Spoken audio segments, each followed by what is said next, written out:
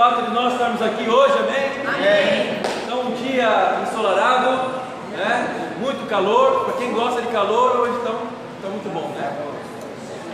Eu não sou muito fã de calor, não, mas está bom. Bom, hoje o tema da pregação é um tema, não sei se vocês vão entender muito, mas o tema é os cristãos, amém? Não é cristãos, o tema é os cristãos, com T. Nós vamos aprender hoje sobre a tristeza. E nem sempre a tristeza é algo ruim. Ela pode ser algo ruim, mas pode ser algo muito bom, amém? Amém. Se nós entendemos que a tristeza pode ser usada por Deus para provocar o arrependimento. Amém. Então, os cristãos, vamos começar com uma oração. Deus e Pai, muito obrigado por estarmos aqui, obrigado pelo seu amor. Esteja conosco, Pai, anima-nos, encoraja-nos, Pai eterno, para entregarmos todo o nosso coração. Obrigado por tudo, que esse culto, que essa pregação, Pai eterno, possa causar nos nossos corações arrependimento, possa nos ensinar, Pai eterno, nos animar a sairmos aqui mais animados quando nós chegamos. Obrigado por tudo, em nome de Jesus que oramos e agradecemos. Amém. Amém. 2 Coríntios capítulo 7, versículo 8. Boa, Renato.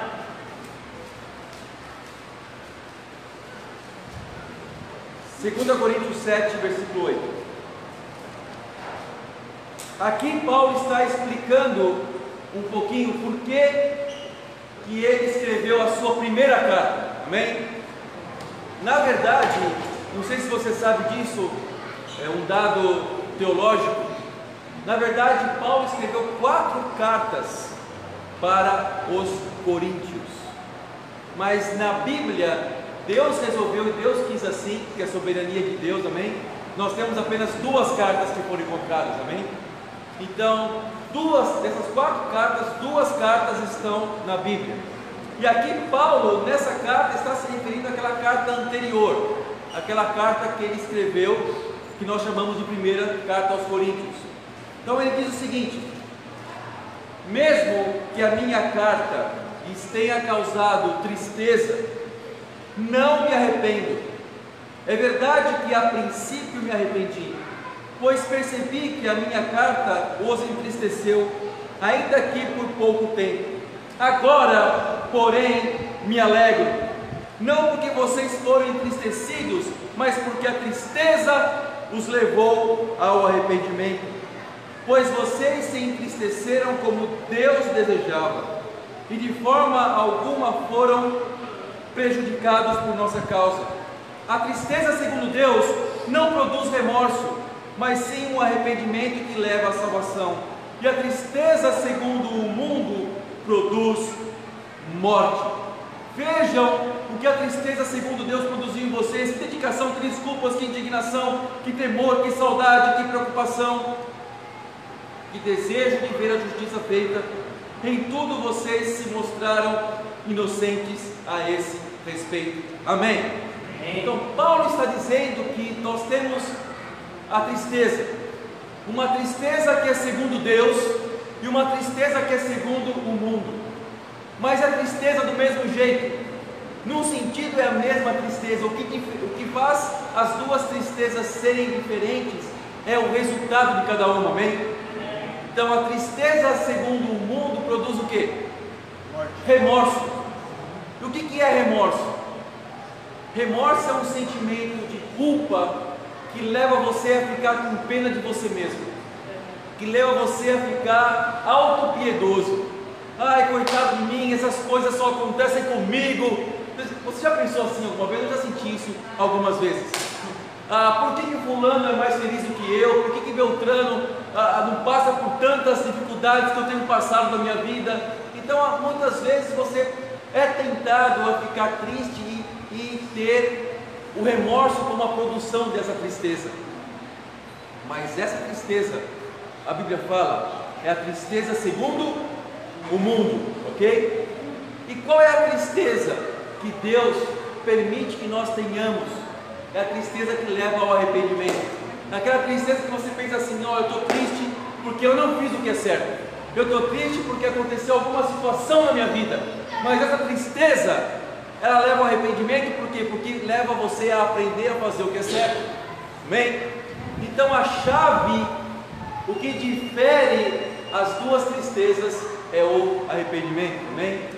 Então quando eu pensei nesse tema, os cristãos, é porque muitas vezes os cristãos ficam tristes.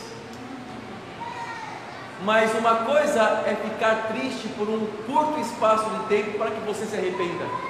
Outra coisa é permanecer na tristeza, na autopiedade, vai juntando amargura, a pessoa começa a sentir pena de si mesma, a pessoa começa a ficar amarga com situações, sabe? Começa a ficar amarga com Deus, porque Deus é soberano. Então, se você está amargo com alguém, é porque você está amargo com Deus, porque Deus permitiu que você passasse pelo que você tem passado, amém? Então a chave e o que difere é o arrependimento. E para aprendermos sobre o arrependimento, tem uma escritura incrível, amém? Amém. Então vamos abrir lá em Lucas 7, versículo 36. Vamos. É bom aprender coisas espirituais por meio de situações que Jesus passava. E sempre tem muitas lições espirituais quando situações aconteciam. Jesus sempre estava acompanhado dos seus seguidores, dos seus discípulos, para que eles aprendessem com a própria vivência de Jesus. Amém? Então o que acontece aqui em Lucas 7, versículo 36, vamos lá. Aqui Jesus, ele é ungido por uma pecadora. 36. Convidado por um dos fariseus para jantar, Jesus foi à casa deles e reclinou-se à mesa. Ao saber que Jesus estava comendo na casa do fariseu, certa mulher daquela cidade, uma pecadora, trouxe um frasco de alabastro com perfume e se colocou atrás de Jesus, a seus pés. Chorando, começou a molhar-lhe os pés com suas lágrimas. Depois os enxugou com os seus cabelos, beijou-os e os ungiu com perfume. Ao ver isso, o fariseu que havia convidado disse a si mesmo: se esse homem fosse profeta, saberia quem nele está tocando e que tipo de mulher é ela. Ela é uma pecadora. Então lhe disse Jesus: Simão, tenho algo a lhe dizer. Dize, mestre, disse ele. 2 homens deviam a um certo credor, um lhe devia 500 denários e o outro 50. Nenhum dos dois tinha com que lhe pagar, por isso perdoou a dívida a ambos. Qual deles o amará mais? Simão respondeu: suponho aquele a quem foi perdoada a dívida maior. Você julgou bem, disse Jesus. Em seguida, virou-se para a mulher e disse a Simão: vê essa mulher? Entrei em sua casa, mas você não me deu água para lavar os pés. Ela, porém, molhou os meus pés com suas lágrimas e os enxugou com os seus cabelos. Você não me saudou com um beijo, mas essa mulher, desde que entrei aqui, não parou de beijar os meus pés. Você não ungiu a minha cabeça com óleo, mas ela derramou perfume nos meus pés. Portanto, eu lhe digo, os muitos pecados dela lhe foram perdoados, pois ela amou muito. Mas aquele a quem pouco foi perdoado, pouco ama. Então Jesus disse a ela: seus pecados estão perdoados. Os outros convidados começaram a lhe perguntar: quem é esse que até perdoa os pecados? Jesus disse à mulher: sua fé a salvou, vá em paz. Amém? Amém. Olha quanta sabedoria de Jesus. Jesus, ele foi no ponto certo do coração do fariseu. Pergunta que eu faço: o fariseu era pecador? Sim ou não? Sim. A mulher era pecadora? Sim. Qual a diferença dos dois então? O pecado da mulher era visível. O pecado do fariseu era oculto. Por que o pecado da mulher era visível? Porque provavelmente era uma mulher de má fama. Era uma mulher que praticava imoralidade sexual. Provavelmente. Então todos sabiam do pecado dela, porque as pessoas comentam. porque as pessoas sabem. Agora, por que o pecado dele era oculto?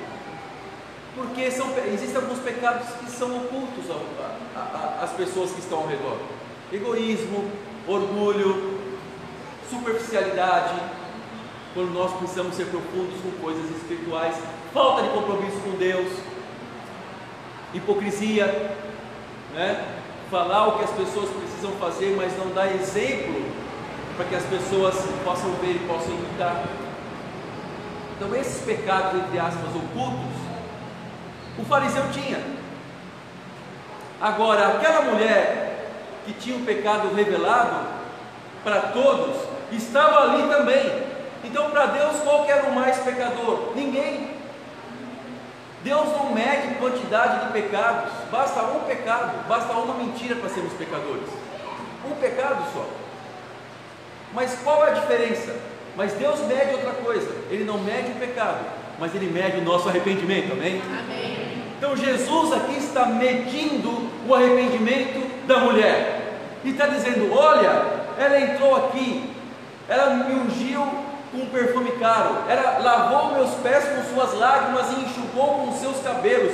Você, Simão, você, fariseu, não me deu nada, você nem me deu um copo d'água. Parece que as pessoas que não se arrependem estão cheias de direitos, né? Elas querem muitas coisas, mas uma pessoa arrependida, ela serve, ela dá todo o coração. Então nós estamos falando aqui um pouquinho sobre arrependimento. O arrependimento que é o produto de uma tristeza que nós passamos às vezes na vida, ok?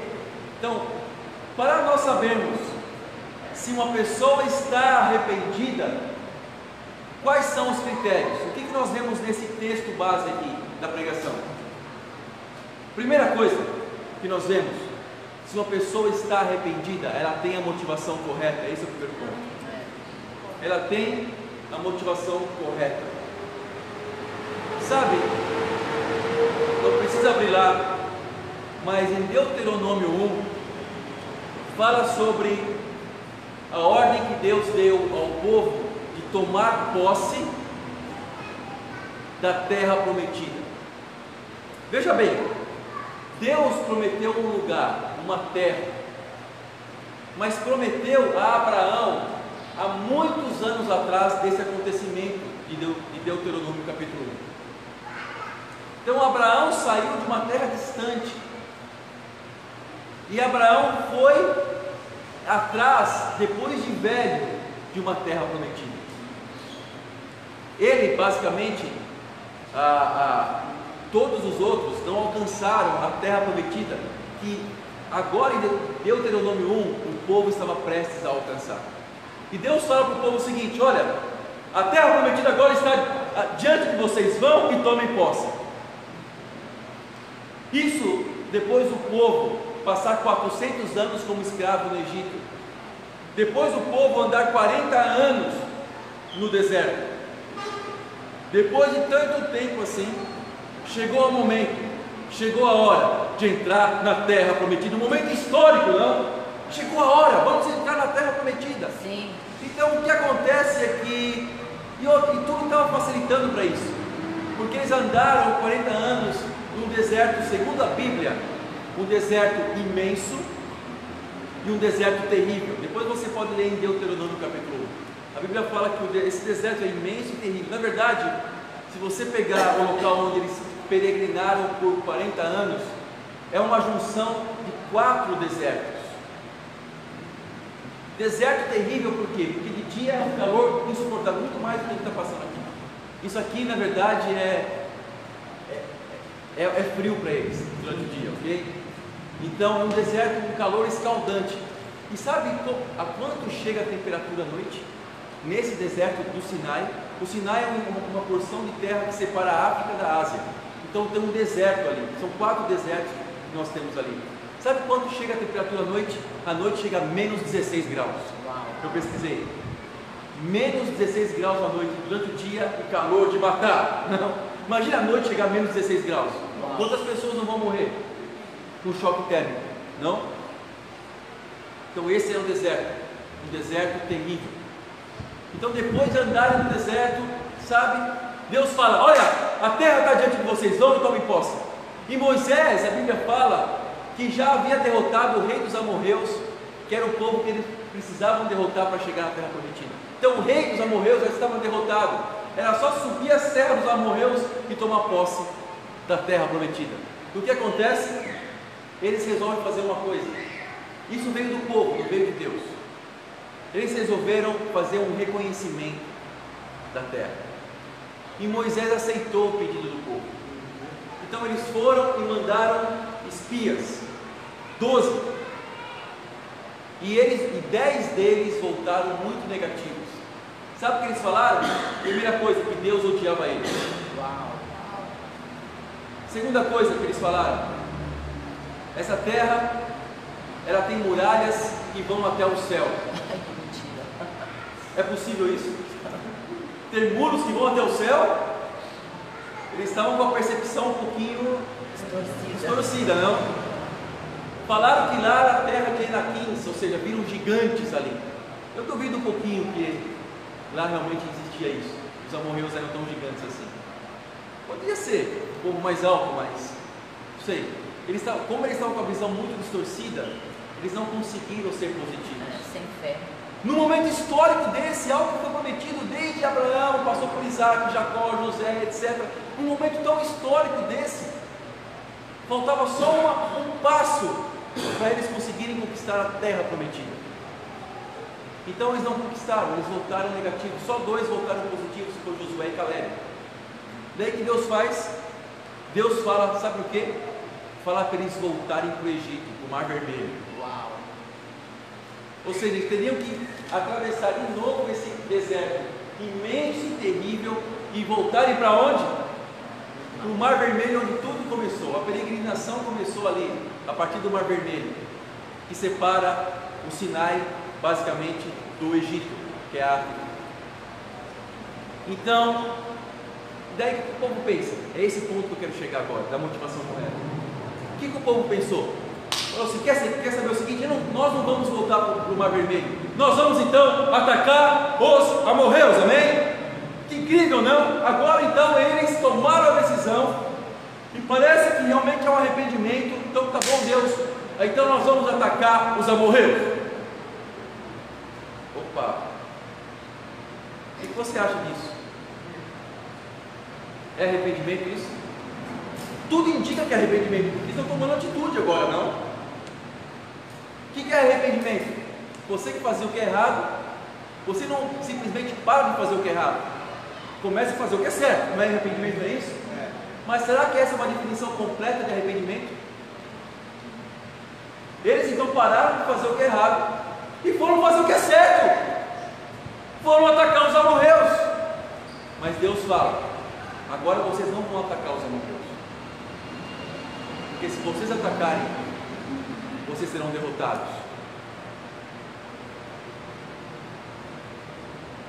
Mas eles foram atacar os amorreus e foram derrotados. O que eu quero dizer com isso?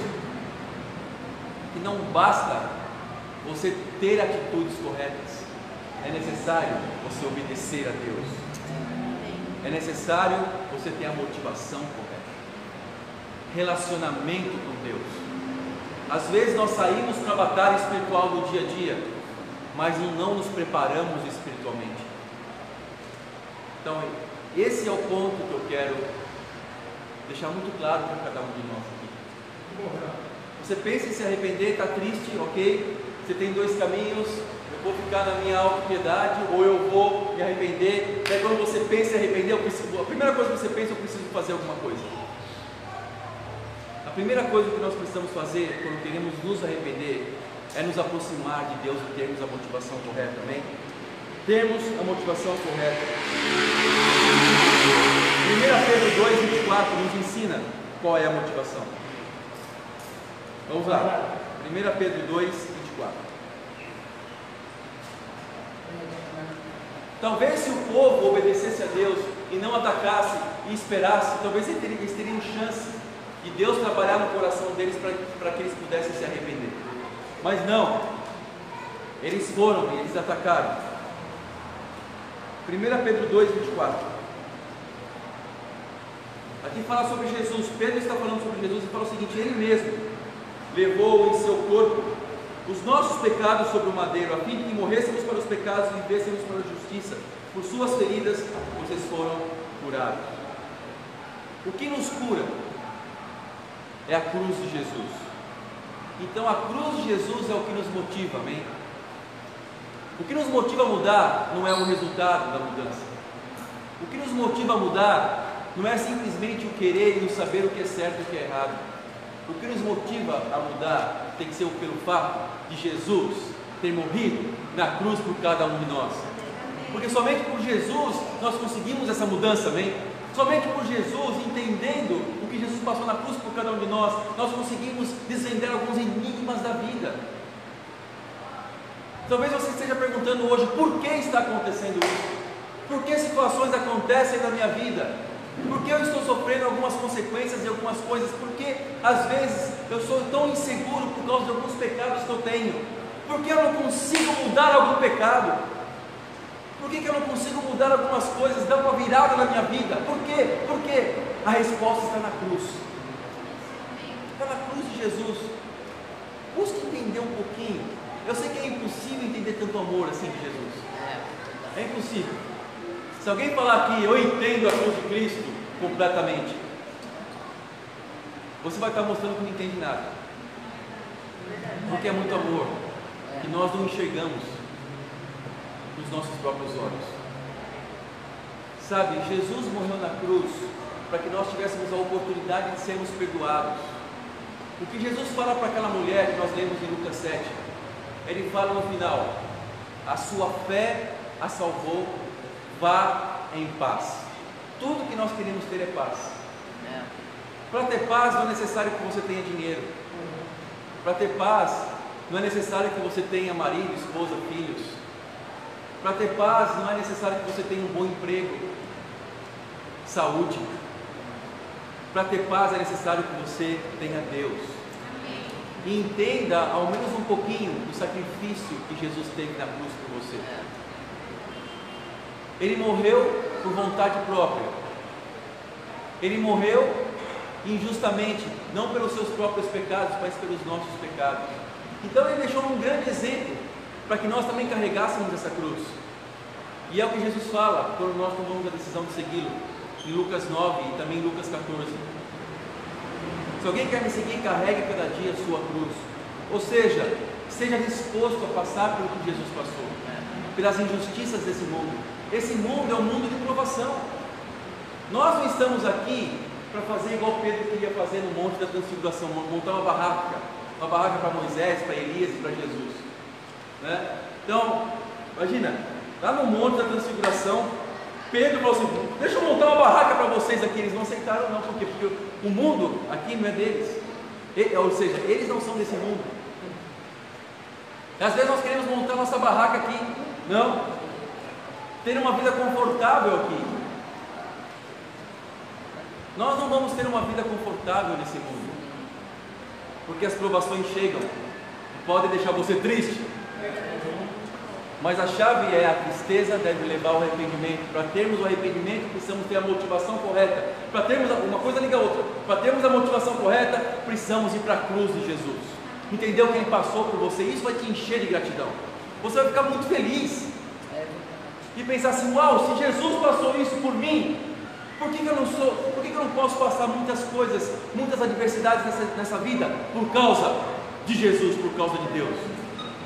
O amor de Jesus nos constrange muito, amém? Então, temos a motivação correta.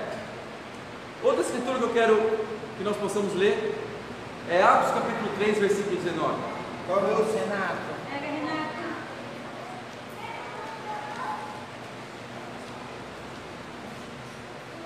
Atos 3, 19.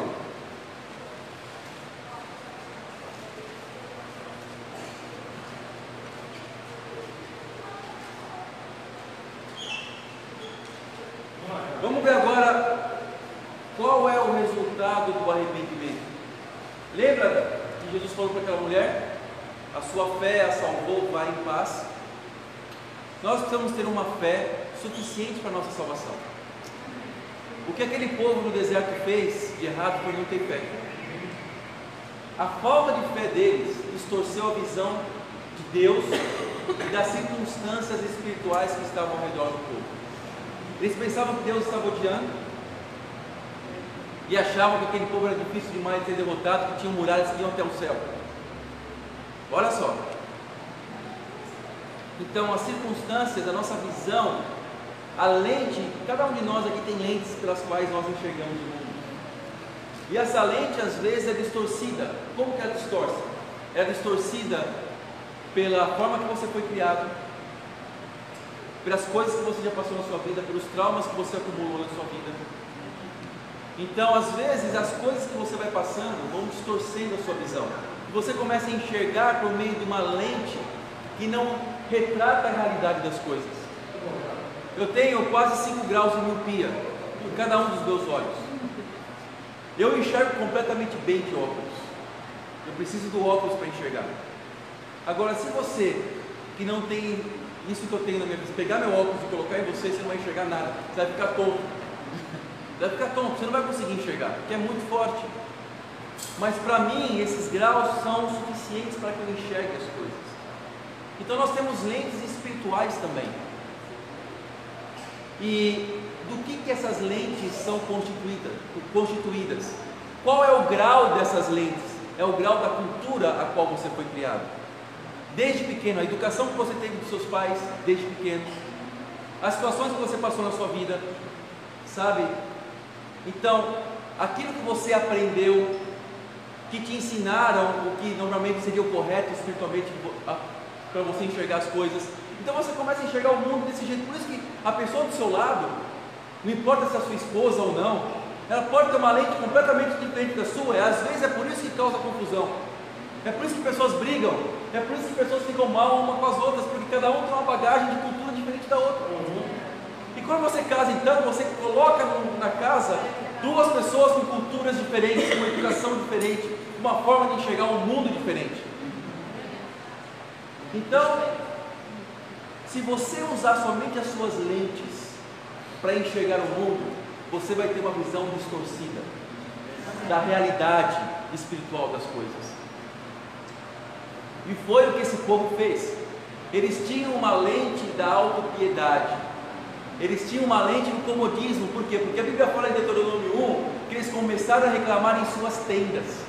Estavam lá, armaram tendas, voltaram. Eles que quiseram reconhecer a terra, mandaram espiões lá, entendeu? Voltaram e começaram a reclamar. Comeram dos frutos, viram que os frutos eram bons da terra prometida, mas começaram a reclamar. Eles são muito grandes, os muros vão até o céu, Deus odeia a gente, fez a gente passar por tudo isso. Como era bom ser escravo no Egito. Você acha que foi fácil construir pirâmides? É muito provável que o povo tenha ajudado na construção de algumas pirâmides ali. Você viu o tamanho daquelas pirâmides? Imagina um trabalho forçado. Ah, mas ao menos nós tínhamos água para beber e ao menos nós tínhamos comida. Mas a terra prometida estava dando frutos incríveis.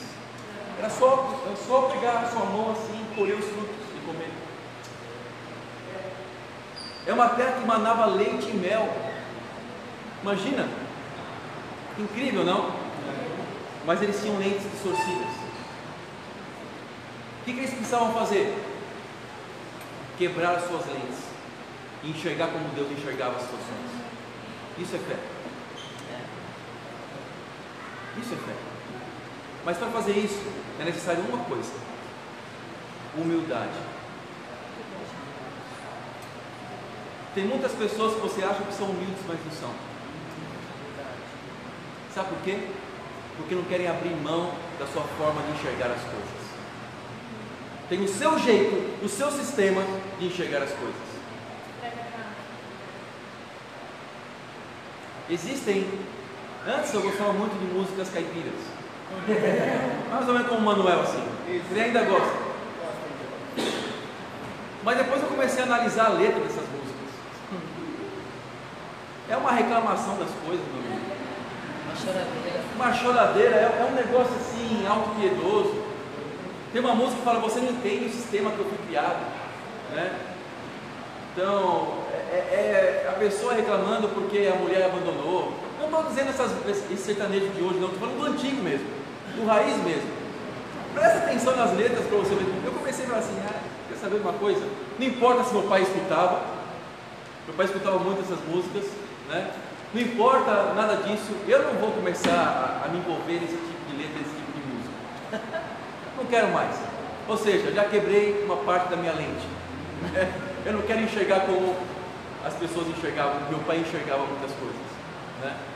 Então, o que eu quero dizer é que nós muitas vezes temos essa tendência. Então, quebre a sua lente, seja humilde diante de Deus. Enxergue como Deus enxerga.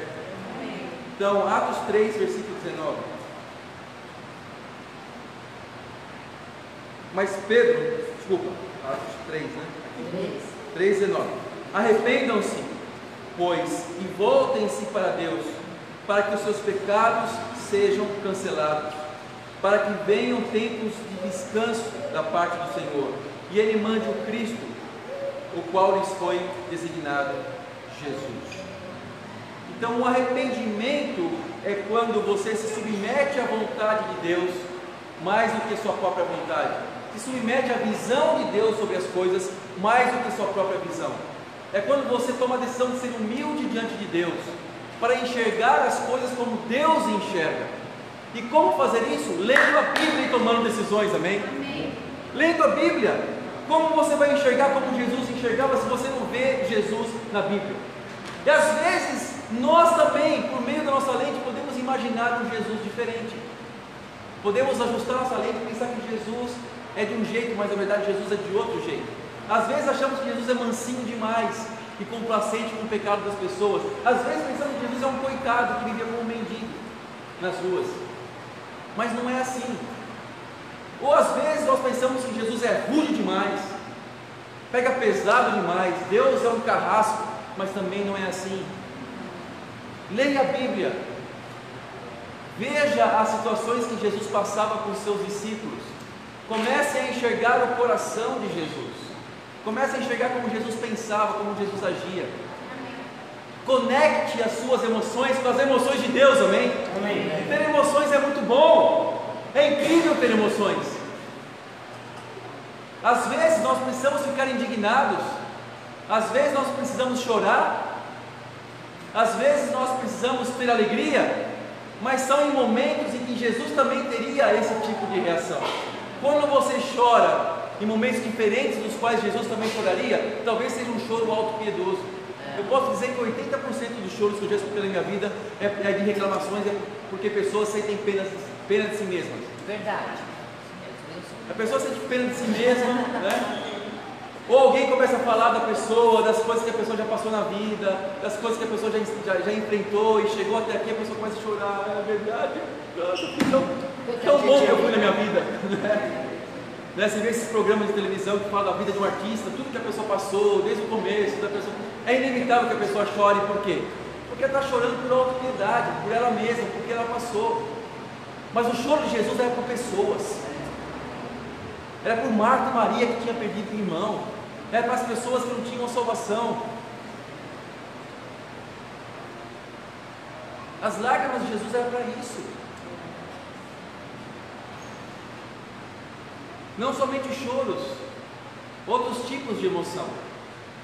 Bom, deixa eu deixar bem claro aqui que emoções são boas.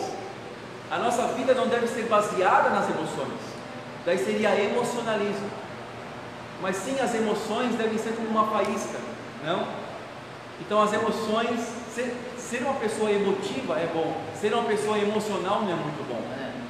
Precisamos ter emoções, mas precisamos alinhar as nossas emoções às emoções de Deus, amém? Amém. Como Deus pensa sobre as coisas. Então aí você vai estar abrindo mão da sua forma de enxergar o mundo e vai começar a ver como Jesus enxerga o mundo, como Deus enxerga o mundo. Você está disposto a isso? É por isso que nós queremos estudar a Bíblia com você. É por isso, para que todos nós possamos pensar do mesmo jeito.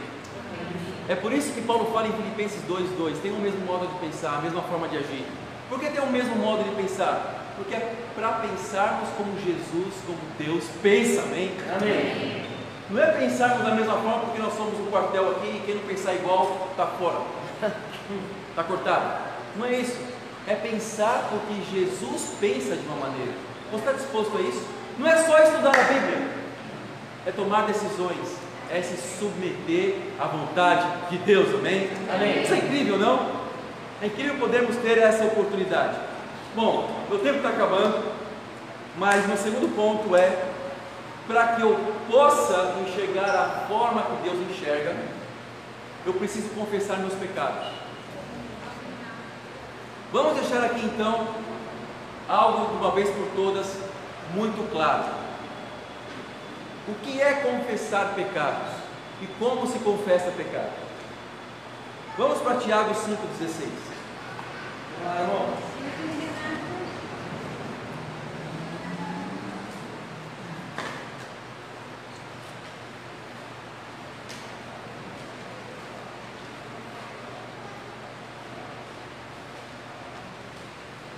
Portanto, confessem os seus pecados uns aos outros e orem uns pelos outros para serem curados. A oração de um justo é poderosa e eficaz. Nós vemos aqui claramente sobre Tiago falando para as pessoas confessarem os seus pecados. De que maneira? Eu preciso confessar meus pecados, mas é para Deus, porque é Ele que vai me perdoar. Está certo confessar os pecados para Deus? Claro, precisamos confessar os pecados para Deus. Mas por que a Bíblia fala então uns aos outros? O que a outra pessoa tem que saber da minha vida? Não é isso que você pensa? Por que eu tenho que abrir minha vida para alguém? Primeiro, precisamos abrir a Bíblia para outras pessoas, porque Deus usa pessoas para que a vontade dele seja feita na sua vida. Se você pegar o Antigo Testamento, você vai ver vários profetas. Deus falava por meio de quem? Falava por meio dos profetas. O profeta abria a boca, falava que ia acontecer algo, falava para as pessoas terem certos tipos de atitude, porque Deus queria que assim fosse. Você pode abrir a Bíblia no Antigo Testamento e você vai ver que realmente é isso. E no Novo Testamento, Deus usava quem? Os apóstolos, os discípulos. Eles falavam da parte de Deus para ajudar as pessoas. Se você abrir em Atos, se não me engano 19, você vai ver que as pessoas confessavam, não sei se é 19:13 ou 13:19, tá bom? Confessavam publicamente os seus pecados. Publicamente. Por quê? Porque precisavam colocar para fora as coisas. Por que nós precisamos confessar os pecados uns pelos outros? Primeira coisa, porque pessoas vão ser usadas por Deus para te ajudar. É para qualquer pessoa? Não. É para quem tem a Bíblia aberta e é um discípulo de Jesus. Não é confessar seus pecados para a vizinha do lado, como se estivesse reclamando da vida. É assim? Porque meu marido é assim, porque meus filhos é assado, porque não aguento mais essa vida, porque isso, porque aquilo. Não é isso que eu estou dizendo. Isso é fofocaiada. Isso mesmo. Eu estou dizendo, ser aberto com a sua vida para uma pessoa que tem a Bíblia aberta na sua frente, sendo que essa pessoa precisa ser uma discípula de Jesus Cristo. Precisa seguir Jesus. Não é só ter a Bíblia aberta, ela precisa ter tomado a decisão de seguir Jesus Cristo para te ajudar. Por isso que a Bíblia fala: confessem uns aos outros, amém? Não é heresia isso. Algumas igrejas colocam isso como heresia. Ai, eu fiquei sabendo que na sua igreja precisa fazer uma lista de pecados. Você colocar no papel e depois a pessoa vai usar essa lista contra você. Olha só a maneira como as pessoas enxergam Deus. Olha só como as pessoas enxergam o que vem da Bíblia. Nós precisamos colocar para fora os nossos pecados para que possamos ser ajudados.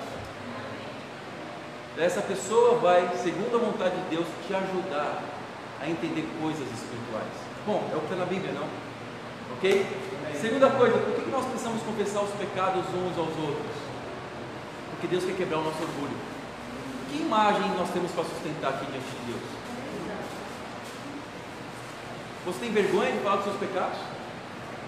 É lógico, precisamos ter sabedoria. Ok? Você, mulher, não vai confessar seus pecados relacionados à impureza para um homem, que pode fazê-lo lutar. Nem você, homem, para uma mulher. Temos que ter sabedoria. Nem tudo é bom colocar de público, de púlpito. Nem tudo é bom. Porém, é necessário colocar para fora, sim. Daí você pode pensar, mas essa pessoa vai saber de coisas muito íntimas da minha vida. Você acha que a gente quer saber? Naturalmente falando, de acordo com a natureza humana, a qual nós não devemos seguir, nós não queremos saber de problemas. E ninguém. Só dos meus filhos. Só dos... As únicas duas pessoas que eu monitoro é meu filho e minha filha. Nem minha esposa eu monitoro. Amém. Eu já desisti. Só o celular que É. Então, o ponto é, nós precisamos colocar para fora para sermos ajudados. Sim. Mas precisamos ser humildes para isso. Sim. Ter humildade. Qual a imagem que você quer sustentar diante das pessoas? Tem pessoas que a vida já está batendo tanto, ela fica ali, orgulhosa. Sabe a pessoa que apanha e fica de pé, como se nada tivesse acontecido? Eu não sei o nome dessa pessoa, mas tinha um maestro que ele regia uma grande orquestra na Europa. Depois eu vou pesquisar mais, porque me veio na cabeça agora. E ele tinha um cajado, acho que era uma batuta, né? Não sei como chama, que ele ficava assim, marcando o passo. Nisso ele atingiu o pé dele, em cheio, e foi algo muito feio. Mas ele se manteve de pé, e como se nada tivesse acontecido, continuou regendo. Depois ficou sabendo que ele morreu por causa da infecção que ele teve no pé. Não sei se ele era diabético, não sei o que ele tinha, mas ele morreu por causa disso. Essa é uma história real, só não lembro da pessoa. Okay? É que a gente vai ficando velho e vai esquecer. Fala assim,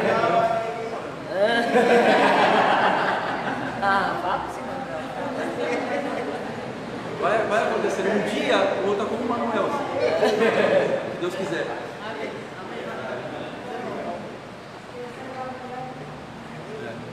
Mas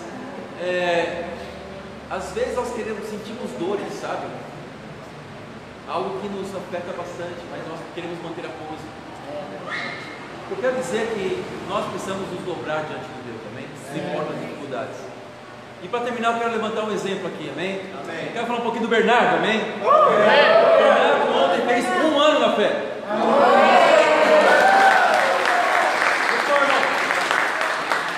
Eu lembro a primeira vez que eu tive com o Bernardo, foi lá em casa, né? Ele pegou o ônibus, ele estava com o pé machucado, mas ele estava lá, se arrastando, né? Indo até lá em casa, aprendendo a Bíblia e se dedicando ao estudo da Bíblia. Depois ele foi para o retiro, amém? Ele viu a esposa dele, a Isabel, ser batizada. Foi incrível. Depois ele tomou a decisão da vida dele e está perseverando até hoje, amém? Apesar das dificuldades. Você quer saber de dificuldades de pessoas? Conversa um pouquinho com o Bernardo e Isabel. Verdade. Você vai ficar muito grato pelas suas dificuldades.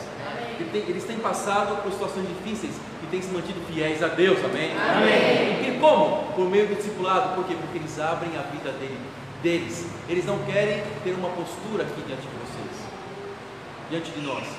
Eles abrem a vida deles, para que Deus possa transformar a vida deles. Amém? Então eu quero animar vocês, a mesma coisa. Precisamos nos dobrar diante de Deus, precisamos nos humilhar diante de Deus, precisamos entender que temos a motivação correta, precisamos confessar nossos pecados, amém? Nós precisamos entender que a fé vai nos salvar, se a fé leva você a ter coragem de conquistar aquilo que Deus quer que você conquiste com humildade. E para Deus seja glória, amém.